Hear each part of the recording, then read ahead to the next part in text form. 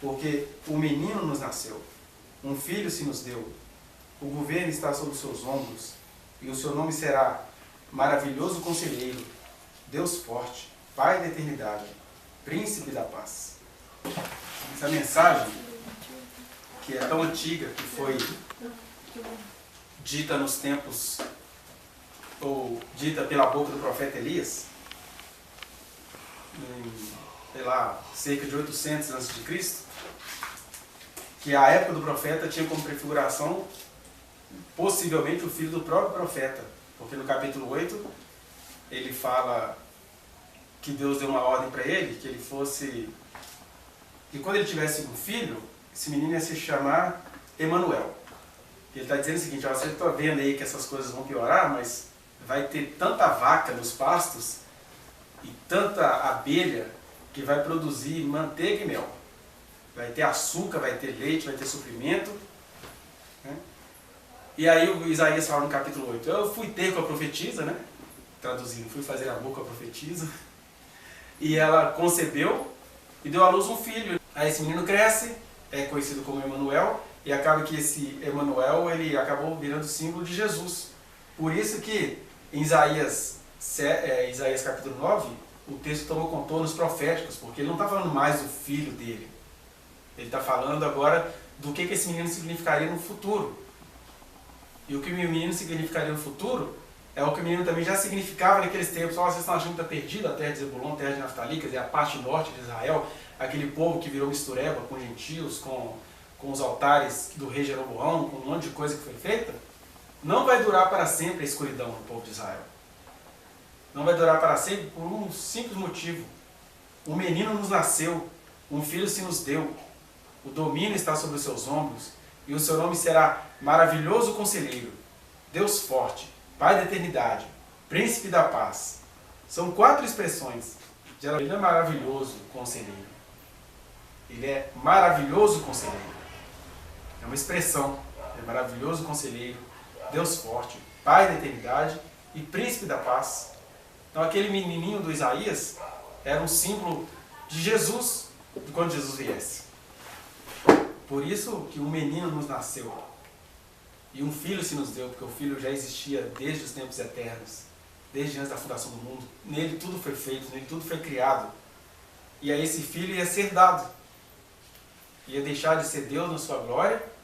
E aí é que a gente entra na nossa primeira questão, que a gente precisa lembrar dessa passagem. Porque o menino nos nasceu, mas a gente precisa lembrar que a gente não deve ficar adorando o menino Jesus. Divino Espírito Santo, iluminar a nossa inteligência. Menino Jesus, abençoai. Não, Jesus cresceu, Jesus não é mais menino. Ele foi menino, mas ele sempre é Deus. E aí esse menino nos foi dado, e ele veio na nossa vida para ser conhecido exatamente por aquilo que a gente não consegue conhecê-lo. Mais uma vez, a temática que não me sai da alma é essa. Porque você tem um profeta falando da futura vinda do Messias, você tem um profeta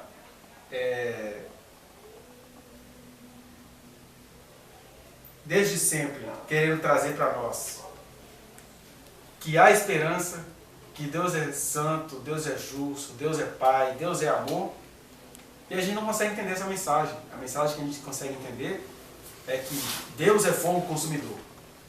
A mensagem que a gente consegue entender é que Deus, ele está muito irado e ele quer acabar com tudo. Tanto é que a terra vai acabar com fogo, como se sempre essas coisas fossem ações de Deus, fossem coisas que Deus sonha em fazer. Inevitavelmente a terra vai acabar com fogo. Inevitavelmente a terra vai ser consumida, e a gente não precisa ficar colocando isso em Deus. Deus está muito irado, Deus perdeu a paciência. Basta você olhar para nós mesmos. O ser humano é que atrai tudo isso que a gente chama de ira, né? Que não é Deus irado, é a natureza protestando. Se tudo se move nele, se todas as coisas estão nele, é claro que cada ato de violência que você promove contra a natureza vai retornar contra você. Agora, a parte disso tudo que a gente provoca, o que eu queria lembrar a vocês que já estão carecas de saber essa mensagem, e todo aquele que ainda não tinha parado a pensar nela, é que Deus não é essa besta de 7 cabeças e 10 chifres. Quem é besta de 7 cabeças e 10 chifres é o diabo, que é o dragão de 7 cabeças e 10 chifres. E tem o anticristo, que é a besta de 7 cabeças e 10 chifres. Agora, Deus não é essa complicação que veio para nos apavorar. E nós temos aí, a partir disso, 2 problemas. O primeiro problema é que a gente tem a metade daqueles que temem a Deus preocupados com esse Deus que é uma besta de 7 cabeças e 10 chifres. Nós temos a outra parte, sinto ela muito representada aqui nesta noite, daqueles que Deus não é besta e Deus também não é nada. Deus não me move, Deus não me instiga, Deus não me encanta, Deus não é nada. Mas eu queria lembrar àqueles que acham que Deus é um monstro e àqueles que acham que Deus não é nada, que Ele é maravilhoso conselheiro, Deus forte, Pai da eternidade e Príncipe da paz. E para isso tudo ter cara, foi que um menino nos nasceu e um filho se nos deu. Então a gente fica pensando que Deus é fogo consumidor, mas Ele é maravilhoso conselheiro. Ele todos os dias deixa a sua glória para ser em nossas vidas maravilhoso conselheiro. Ele não é conselheiro, porque conselheiro, você tem 2 tipos, né? Tem aqueles pajés que chegaram lá num patamar, adquirindo uma tradição, aí são pessoas boas, pessoas de bem, que estão sempre te indicando o caminho que você deve seguir. Na verdade, ele não vive nada daquilo, ele nunca vai viver isso, mas ele está ali naquela posição de te mostrar o que é que você vai fazer. É o conselheiro. E tem também aquele conselheiro intrometido, né? Que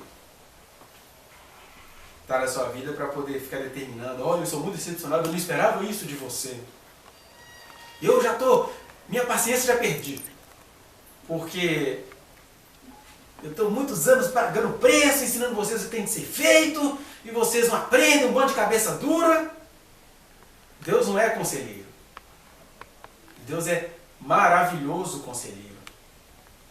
Ele é maravilhoso conselheiro porque ele fala do que ele fala o que ele faz, ele vive o que ele é, não tem jeito de ele ser outra coisa, e ele não dá conselho necessariamente com palavras, ele aconselha com o ser dele. Basta você se relacionar com Deus, e aí qualquer mensagem desse tipo para qualquer pessoa que não se relaciona com Deus não tem relevância nenhuma, Deus continua sendo nada, ele não vai ser nem fogo consumidor para uns e nem conselheiro para outros. Agora, quem se relaciona com Deus sabe que Ele é maravilhoso conselheiro. Sempre vai ter aquelas explosões de adoração como Davi tinha. O trabalho dele é penoso, mas ele não está aí nem como um coitadinho e nem como um ditador. Ele está aí como aquele que é maravilhoso. E que, por ele ser maravilhoso, ele prefere ser maravilhoso conselheiro do que poderoso. Se tem uma coisa que Deus poderia ser o tempo todo, é poderoso. Alienaria todo mundo aqui, todo mundo ia ficar convertido. Tem até gente que reclama: Deus também não faz nada. Mas ele, mesmo sendo poderoso, ele não gosta de se expressar como poderoso. Pode ser que ele se expresse como poderoso quando um grupo tem de revelá-lo a outro grupo. Mas tirando isso, na nossa individualidade, no nosso dia a dia, ele quer ser percebido, ele quer ser entendido, ele quer ser buscado. Porque quando você vai buscando, quando você vai percebendo, quando você vai saindo do seu pedestal de conforto, eu já sei de tudo de Deus, eu não preciso de nenhuma explicação, isso, a vida até perdeu a graça, aí a gente entra naquele Eclesiastes, né? Tudo é assim mesmo, o mundo é movido por inveja, não sejas tão justo, nem tão injusto. Eu sei que eu tenho que adorar a Deus, mas eu estou com preguiça de fazer isso. Um dia, quem sabe, Ele toca o meu ser. A gente começa a ficar até com essas coisas cínicas, né? Deus é bom, um dia Ele vai mexer comigo. Um dia, uma hora vai acontecer, uma hora vai vingar. Uma hora vai até acontecer, se Ele tiver propósitos definidos para algumas pessoas. Acontece. Agora, a gente sempre tem falado isso aqui, eu queria relembrá-los novamente. que o propósito que Deus tem, a chamada que Ele tem, é coisa que Ele vai fazer. Agora, independentemente do que Ele vai fazer, você é um ser humano. Ele já habita aí. Você já deveria estar se relacionando com Ele. Você já deveria o estar buscando. Como Jesus, que buscou a Deus desde que Ele se entendia como gente. O Isaías está falando essas coisas maravilhosas. Ele nem imaginava que isso ia durar pelo menos 800 anos para acontecer. E não importava, porque ele já viveu em empolgação. Jesus disse uma vez, né, Isaías viu o meu dia. Abraão também viu o meu dia e se alegrou. Então não importa o que vai acontecer, se é plano de Deus, se não é. O que importa é que eu já entendi que Ele é maravilhoso. Então, a minha existência tem de ser maravilhosa, porque o maravilhoso conselheiro habita em mim. O maravilhoso conselheiro começa a me dar ideias muito loucas. O maravilhoso conselheiro começa a fazer você ser politicamente incorreto. Não no sentido dos dominantes que querem falar o que querem e não deixar você proibi-los. Mas no sentido de, eu não quero nem saber o que vão pensar do que eu vou fazer. Eu vou fazer porque eu sou habitado por aquele que é maravilhoso conselheiro. Ele me pirou totalmente, ele me aconselhou, ele contaminou o meu ser com essa maravilha dele. Então esse menino que nos nasceu, e que hoje é o Cristo glorificado, quer ser esse maravilhoso conselheiro em nós. Quer fazer você sair das suas previsibilidades, quer fazer você sair da sua... do seu mundinho ridículo de acordar, comer, odiar buscá-lo, detestar o que ele te deu. Gente, isso é uma coisa preocupante. A gente está se levantando, tendo um posicionamento, tendo uma bandeira, num certo sentido, de ser contra toda a palhaçada que está acontecendo exatamente neste momento, porque agora é domingo à noite. E domingo à noite é o dia da missa, é o dia do culto, é o dia do self-service. Então, quem quer cura vai no culto da Sagrada Família, quem quer ver umas estrelas vai nas boas igrejas de Belo Horizonte, onde só tem estrelas, as constelações. Quem quer finese vai na igreja Jet. Não vou completar o nome, porque tem vários tipos, tem até a igreja Jet Ski, para quem quer coisas, né? Quem quer ser empreendedor vai numa coisa elegante, aconchegante. Aí a gente está se levantando sem poder, mas isso nem é o problema não é se você tem ou não tem poder, o problema é quem você é nessa história. O que você está fazendo aqui? O que você está fazendo ouvindo essas coisas, se você não acredita nisso? Porque, de qualquer maneira, quem crê nisso, quem dá crédito à pregação, vai entender que o maravilhoso conselheiro resolveu habitar em nós. E o maravilhoso conselheiro espera que a gente seja um pouquinho mais maravilhosos na nossa atitude.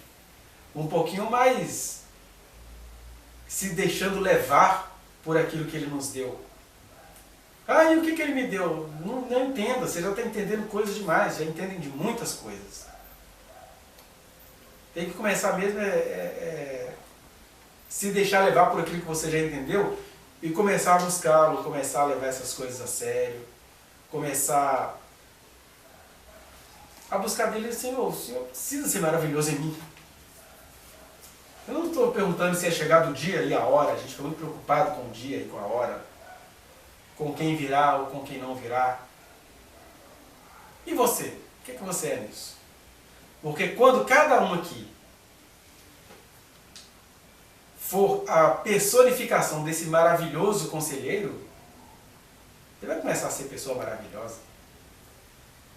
Mesmo que ser maravilhoso para uns, isso é uma abominação para outros. Porque o maravilhoso conselheiro foi isso. Ele foi maravilhas para uns, e olha as pessoas para quem eles foram maravilhas, devem ser as pessoas para quem você não gostaria de ser maravilha. Porque o maravilhoso conselheiro, quando esteve entre nós, e quarta-feira é o seu aniversário institucionalmente estabelecido,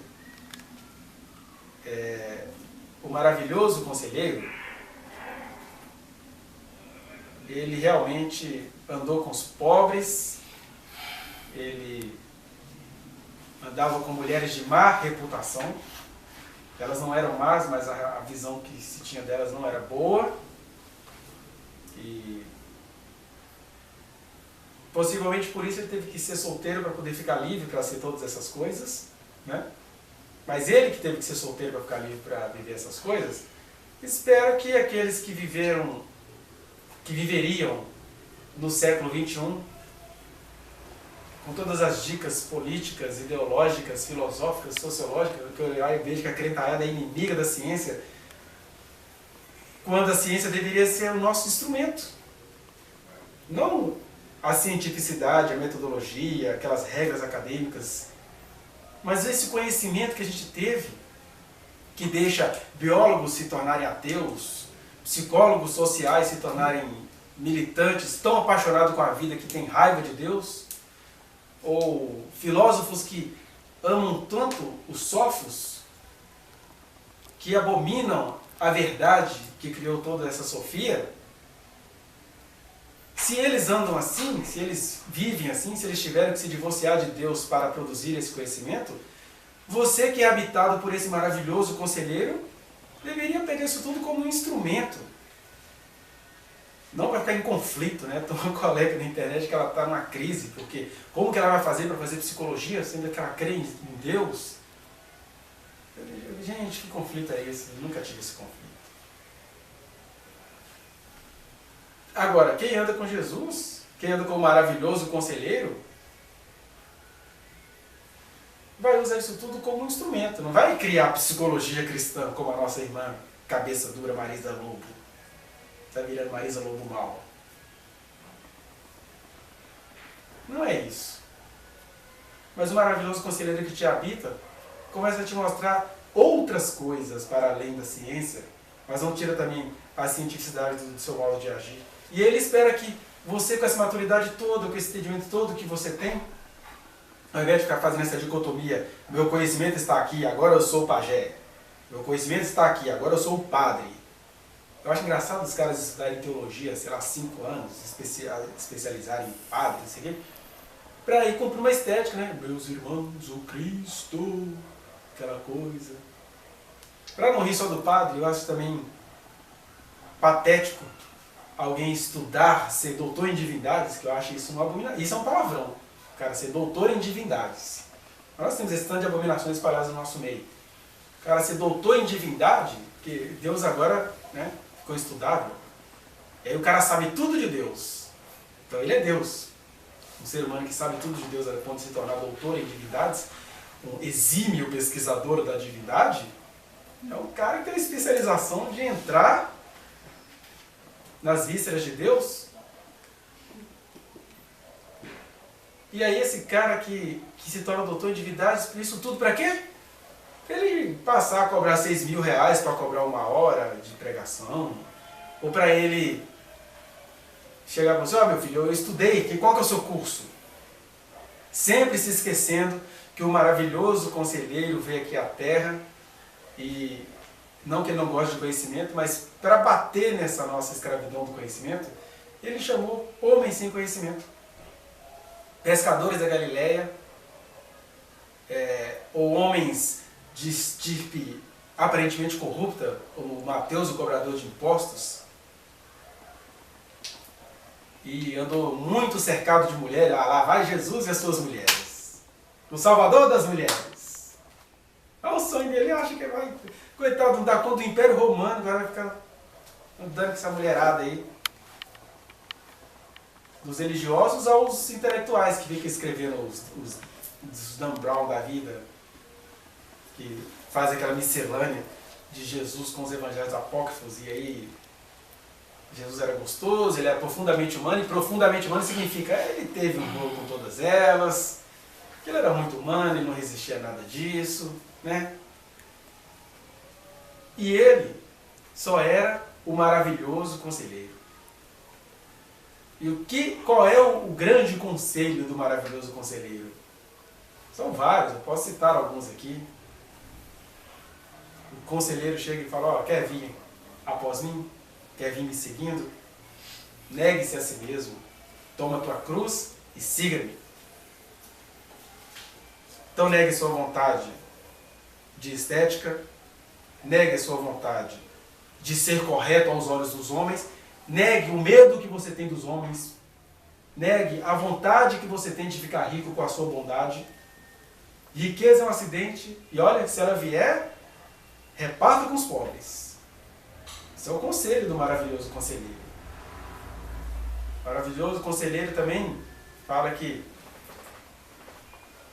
se você não deixar ele intervir na sua vida, você não tem parte com ele. O maravilhoso conselheiro também disse que a gente precisa, não é amar menos a gente, mas a gente precisa amar o próximo como a nós mesmos. Então, entendendo que você é habitado pelo maravilhoso conselheiro, você vai deixando todos os seus confortos para trás, e não é que você não vai ter conforto, não. Você vai encontrar muito conforto, você vai encontrar muitas moradas, você vai encontrar... Por isso que Jesus falou, as lógicas mudam todas. Eu sempre falo isso aqui, mas eu preciso repetir isso. Eu não entendo por que as religiões cristãs evangélicas têm aquele orgulho de colocar na tarja das suas placas, né? Aqui é uma igreja que tem visão de família. Não é que eu seja contra a família. O problema é que essa frase ela é enviesada, ela é toda ideologizada, né? Visão de família já vem aquela foto. É um pai e uma mãe, um filho e uma filha. Assim, bem centralizado, bem heteronormativo, bem assim. E aí isso fica uma coisa patética, porque você está numa sociedade, por exemplo, onde a maioria das famílias pode até ter pai e mãe, e filho e filha, né? Existem famílias assim. Mas isso é a fotografia. Porque a maioria das famílias, os pais são muito omissos, as mulheres são muito coitadinhas, ou tem aquela mulher que é guerreira e faz tudo e tudo, mas quando ouve a voz de Deus vira a lesma seca, molhada de criolina. Então, o maravilhoso conselheiro, ele não vai obrigar ninguém a fazer nada. Mas o conselho dele é sério. O conselho dele é para ser seguido. Quando a gente entende isso, a gente começa a... Você nem precisa ouvir a voz de Deus. Ele vai ser na voz de Deus. Ele, o maravilhoso conselheiro te habita. E quando ele fica calado, você vai sendo a voz dele. E quando você toma decisões porque você ama tanto ele, ele faz igual fez com Davi. Manda o profeta Natan: Davi, gostei da sua vontade de construir um templo, mas sua vocação é a peleja. Quem vai construir o templo é o seu filho. Mas valeu a vontade de Davi. Valeu aquela vontade que ele tinha de adorar a Deus. Uma vontade sincera de um lado, e de outro lado, por que o maravilhoso conselheiro interditou? Porque era uma vontade sincera de um lado, mas era uma vontade humana do outro lado. Ai, como que eu vou fazer para dar uma casa para Deus? Como assim? Deus está precisando de casa? Então, para proteger Davi da própria boa intenção embrulhada numa doença, que a gente quer dar uma casa para Deus, a gente quer vestir uma roupa para Deus, a gente quer recolher dinheiro para Deus, a gente quer chamar a atenção de Deus, é igual Davi. Eu estou muito feliz com os seus salmos. Muito feliz com você, com a sua vida. Então, ele é maravilhoso conselheiro, e esse menino para fazer aniversário 25 de dezembro. Ele é Deus forte. É até uma expressão, como assim, Deus forte? Deus precisa ser forte? Deus é Deus. Agora, nós como criatura, precisamos perceber em nós que ele é Deus forte. Mas é Deus forte, não é Deus violento. O Deus forte ele é traduzido em todo o Evangelho. No Evangelho não tem aquela história da conquista. Eu não entendo, né? Tem uma igreja famosona que o teto caiu um tempo atrás, mas as músicas de adoração deles eram assim: a unção de conquista está sobre nós, né? Vamos possuir a terra. O pessoal virava Israel entrando em Canaã. Mas o Deus forte que aparece em Cristo Jesus é aquele que diz assim: aquele que perseverar até o fim será salvo. Então ele não está falando de você se dar bem, não é Deus esperto. É Deus forte. É Deus que te dá força para andar. É Deus que, ainda que a realidade exterior não mude, você é uma mudança o tempo todo. É o Deus do João Batista, né? Tudo que ele fez deu em nada, mas ele era a coisa. É engraçado, não deu em nada, mas ele metia medo naqueles heróis lá. E daí? Acabou com a cabeça num prato, porque uma piriguete dançou pro rei, ficou todo seduzido. E aí o presentinho que ela pediu, para deixar a filha dela dançar para ele, traz a cabeça de João Batista no prato. Então, é Deus forte, mas não é Deus de espetáculos. É Deus forte, mas não é Deus de prosperidades. É Deus forte no sentido de que você pode até não ver sentido em nada do que está acontecendo. Você nem imagina que em outras dimensões, ou que às vezes uma coisa que você falou hoje vai fazer um efeito daqui a 10 anos, porque a gente tem de andar na força do Senhor. Desculpa. A gente tem de andar na força do Senhor. Não é na purpurina do Senhor. Embora isso não seja atraente aos seres humanos, inclusive aos seres humanos convertidos. Os seres humanos convertidos querem espetáculo. Por isso que é muito legal você ter uma estratégia de evangelização, você cria uma igreja onde tem muitas estrelas. Mas o legal mesmo é ser simples. O legal mesmo é você... Ser simples não significa você não ter critérios, não ter certas exigências para certas situações. Jesus tinha esses critérios. Mas ser simples no sentido assim, eu só faço a verdade que me habita. Se não tenho o que fazer, eu não tenho o que fazer. Mas é impossível quem é habitado pelo maravilhoso conselheiro e pelo Deus forte não se sentir instigado a ser. Não se sentir instigado a se compadecer. Não se sentir instigado a entregar algumas compaixões na mão de Deus. Mas ao mesmo tempo também não tem medo de errar pela ação. Nós somos prudentes demais. Nós somos profissionais demais. E nós não fomos chamados para isso. Você tem que ser profissional lá na sua profissão. Mas em Cristo você precisa derrubar essas barreiras todos os dias. Não é ficar pregando o evangelho para os outros, pregando tacho, brigando com o professor em faculdade. Não. É muito fácil você falar o evangelho de Jesus. Até porque a chance que você tem de falar não começa assim, você já ouviu falar de Jesus? Nossa, todo mundo já ouviu falar de Jesus. Ou então, olha, Jesus te ama, viu? E eu também. Não é isso. O evangelho não é isso. Todo mundo aqui tem muitas ferramentas na mão para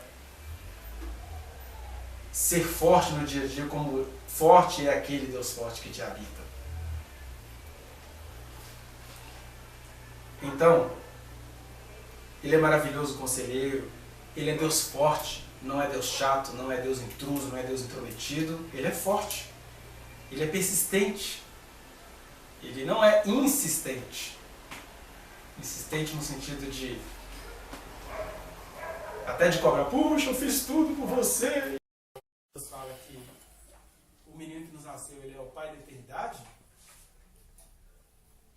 Jesus foi o que mais falou da questão da eternidade. Né?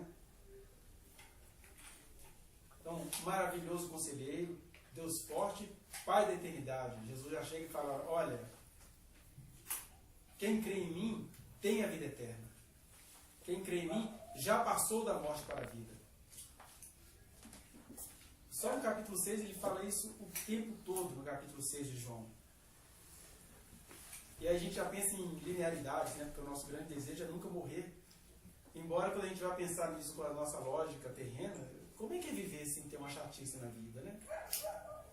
Então a gente morre de medo de morrer, mas também a gente morre de medo de viver. E ele, sem explicar o que significa essa coisa, ele só diz o seguinte, olha, quem se deixa habitar por mim já passou da morte para a vida. Tem a vida eterna. E a vida eterna é esta. Que conheçam o Filho de Deus. Está lá em João 17. Ah, é? Tem vida eterna, é isso? Esse é um dos aspectos da vida eterna. Vida eterna é vida eterna.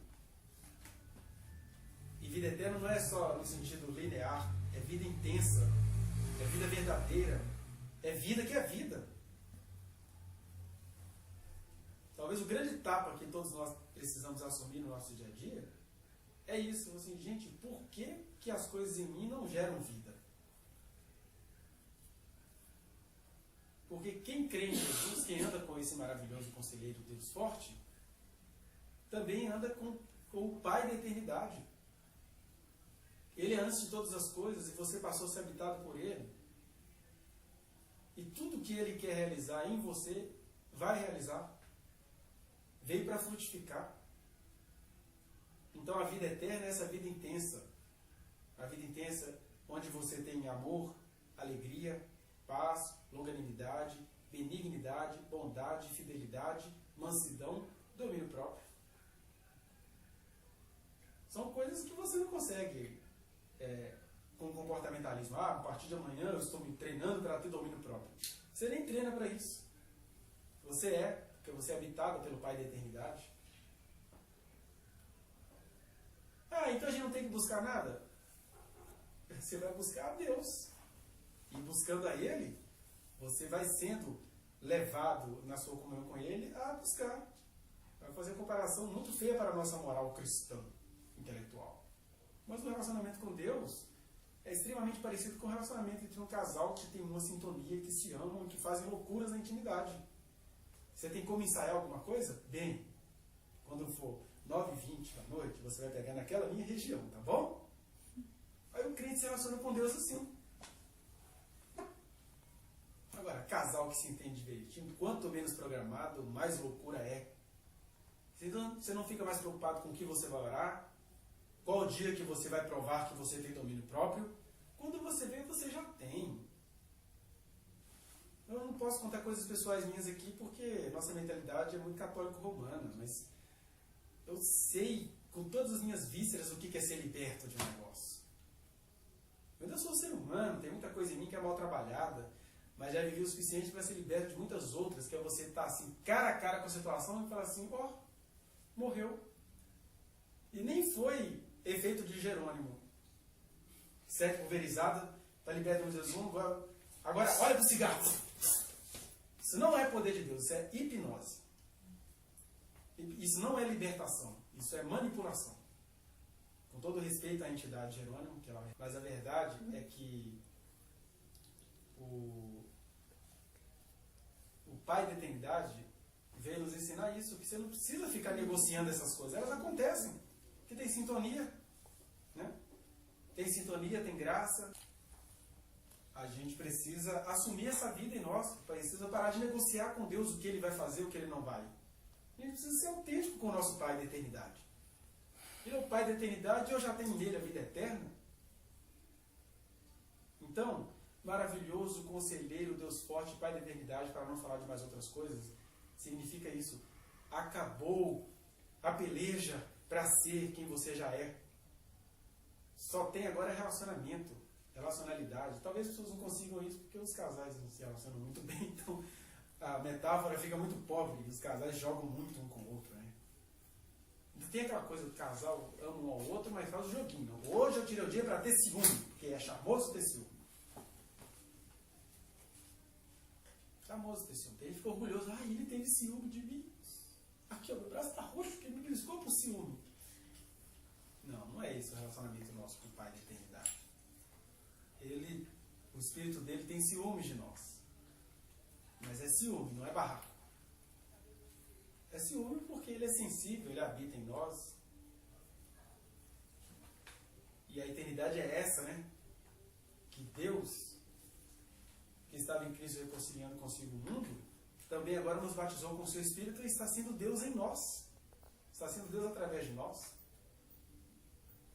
Então esse maravilhoso conselheiro, Deus forte, Pai da eternidade, que vai fazer aniversário em 25 de dezembro, instituído pelos seres humanos, ele também é o príncipe da paz.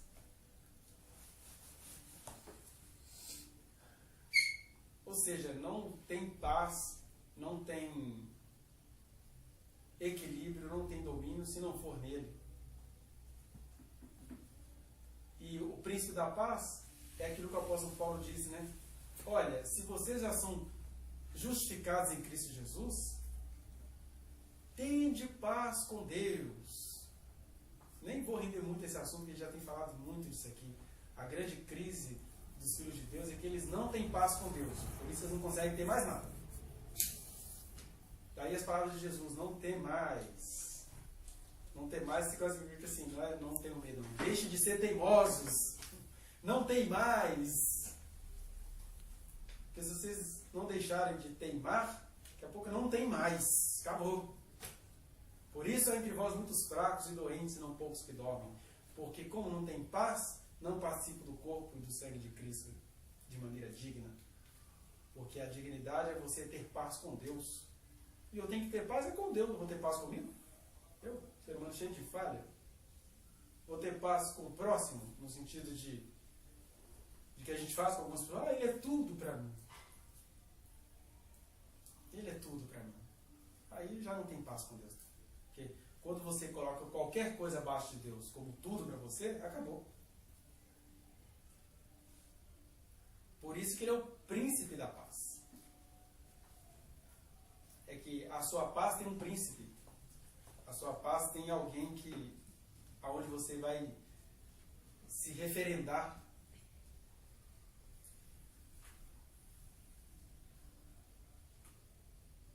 Claro que eu não consigo aqui reproduzir a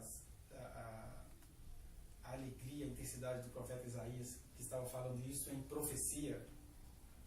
Eu estou aqui falando no maior dos disfarces, né? Que é essa pregação que não tem cara de profecia nenhuma. Mas é aí que está. Eu tenho que fazer isso em paz. Eu não recebi dons de profecias. Fico muito decepcionado que quem recebeu esses dons não tem paz com Deus e nem não tem profecia também. Então, a gente vai vivendo dessa realidade. Eu sei o que Cristo é em mim. E cada um que precisa saber o que Cristo é em cada um. Porque quando você tem paz com Deus, os dons aparecem. Eles aparecem. Eles não são ensaiados. Olha, eu descobri que eu estou no dom de profecia, então eu vou entrar na escola Yahvé Chamar. Já parece uma língua estranha, né? Ou se o cara for pentecostal, neopentecostal, eu vou entrar na escola Jeová Jireh, que parece com Obaluaê, Jeremulaê. Aí fica Jeová Jireh. Então,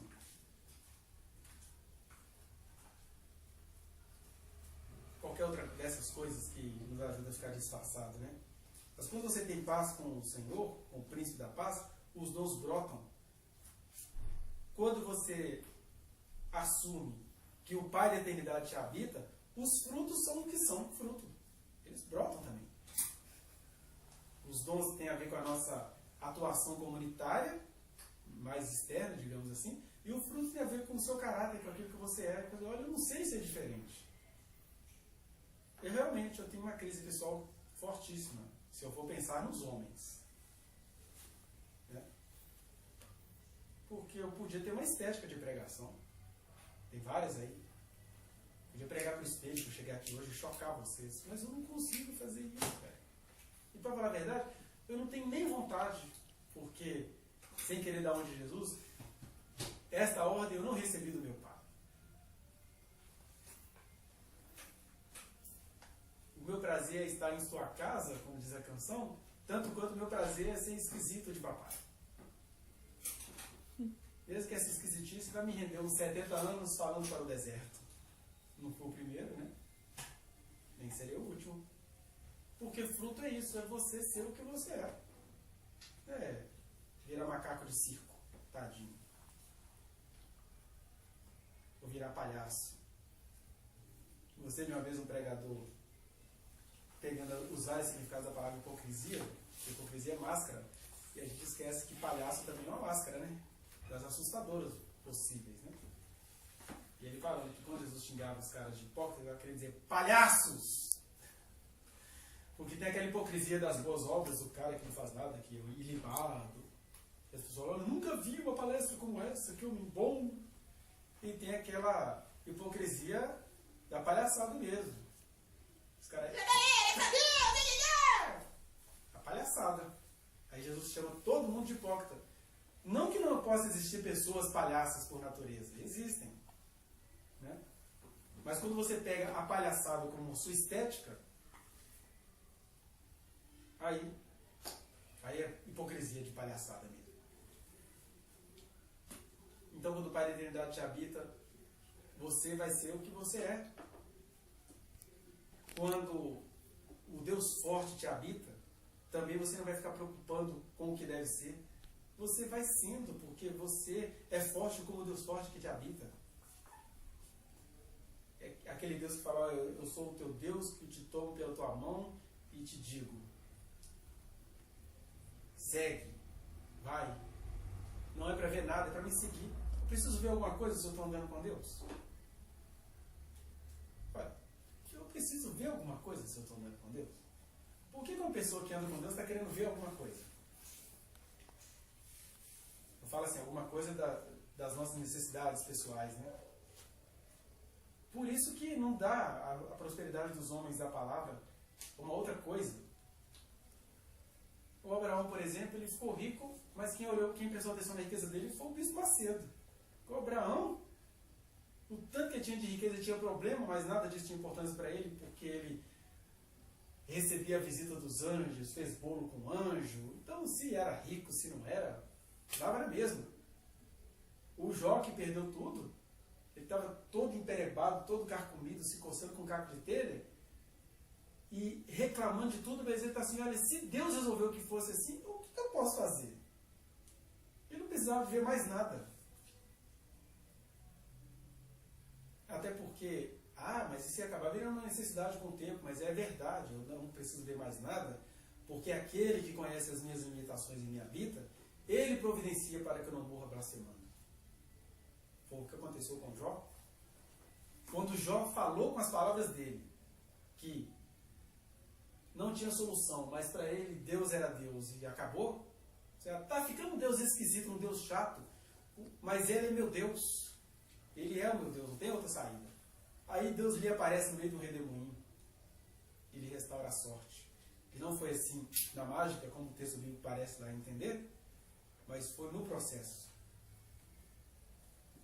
Acho que muita gente que falava que o Jó era blasfemo chegou, irmãozinho Jó, eu orei muito por você.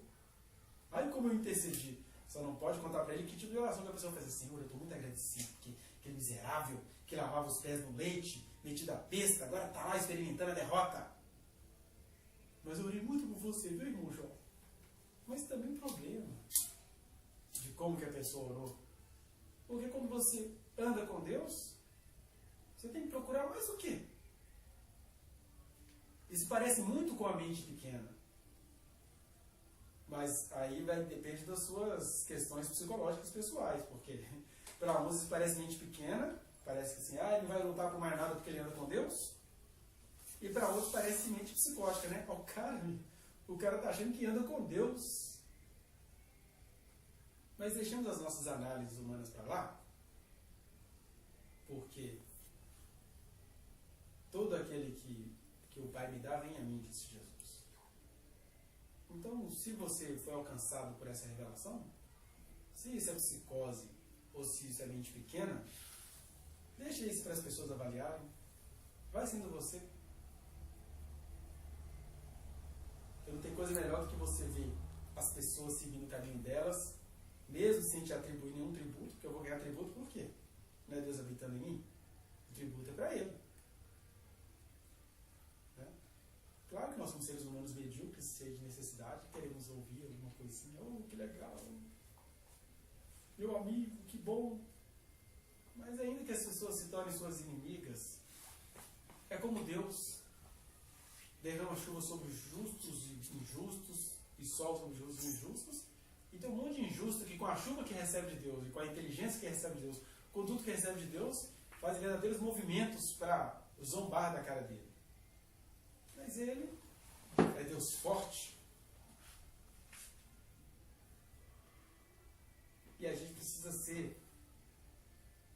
a imagem desse Deus forte. E quando você vai fazendo isso, no seu dia a dia você vai virando um maravilhoso conselheiro para aquele que entende. Não é para todo mundo. Para muita gente você vai ser uma verdadeira abominação, porque Jesus foi. Ele era tão maravilhoso conselheiro, tão Deus forte, tão Pai da eternidade, tão príncipe da paz, que onde é que ele acabou? Na cruz. Credo. Mas isso é aquele momentinho histórico ali, daquele povinho titico. Porque ele vai sendo o tempo inteiro, no decorrer da história, tudo que ele sempre foi. Por isso que a gente não tem que se preocupar com o tipo de coisa que a pessoa está vendo em você. A gente apenas tem que ser verdadeiro. Porque esse que é o maravilhoso conselheiro, Deus forte, Pai da eternidade, Príncipe da paz, nos habita. Eu estou aqui enfatizando essas expressões, porque elas não podem ser essas expressões bonitinhas para você falar no Natal. Ou cantar uma musiquinha. Elas têm que ser verdade na sua vida. Porque profecia é profecia. Um menino nos nasceu, velho. Um filho se nos deu. O poder, o domínio está sobre os seus ombros. É legal, né? Que o domínio está sobre os seus ombros. Geralmente o domínio está no seu cetro. Mas Deus não é fálico. O domínio está sobre os seus ombros. E o seu nome tem de ser todo dia em vocês. Maravilhoso conselheiro, Deus forte, Pai da eternidade e Príncipe da paz. E tudo que Ele é em você, você vai sendo na vida. Para isso não precisa de palestra de autoajuda, não precisa de cura interior, não precisa de estratégia de nada, e nem de curso de nada. Que esse é o milagre do reino dele na gente. Não quer dizer que você não tenha a sua vida no seu dia a dia, mas essas coisas todas perdem significado quando esse maravilhoso te habita, ou ganham outros significados quando esse maravilhoso conselheiro te habita. E aí você vai sendo diferente, não é porque você tem uma sede de ser diferente, é só porque o maravilhoso te habita. Ele é maravilhoso, te habitou, você fica com cara de doido, vai fazendo o que ele quer, vai sendo censurado por muita coisa e muita gente, mas vai sendo verdade em muitos outros, de maneira que você nem imagina. Mas nesses tempos agora, você bota um videozinho ali na internet, o bicho espalha para lugares que você nem imagina, que nem a estatística lá do site da conta de perscrutar. É Deus maravilhoso espalhado. Tudo segundo a sua vontade, tudo segundo o seu desígnio. Mas eu não posso usar essa soberania de Deus contra mim. Eu tenho que usar a soberania de Deus para autenticar cada vez mais essa verdade que eu vou percebendo na minha vida. Quando você faz isso, qualquer pregação sobre emprego, sobre cura divina, isso tudo acaba. Eu acho engraçado que eu nunca vi Jesus pregando sobre cura divina. Né? Nunca vi Jesus pregando sobre emprego. Ele curou muita gente. Mudar a vida financeira de muita gente, eu não lembro. Eu vi ele empobrecer muita gente. Mas é claro que no dia a dia ele tem prazer em te dar certas coisas, até materiais. Quanto menos, inclusive, você luta por isso. Então essa é a pequena reflexão que eu queria deixar com vocês. Que ele seja, né, isso tudo em nós de verdade. Ele só vai ser isso tudo em nós de verdade quando você for buscá-lo. Porque fora isso, isso aqui que eu estou falando é uma canseira. Cansa. Tô doido que o negócio acabe, porque é uma canseira. Mas eu jamais vou atrair para mim a responsabilidade de ganhar a sua consciência. A consciência é sua. Deus habita em você. Eu não sou padre, não sou sacerdote. Sou um mero emissor de uma mensagem que deveria encontrar os seus terrenos aí.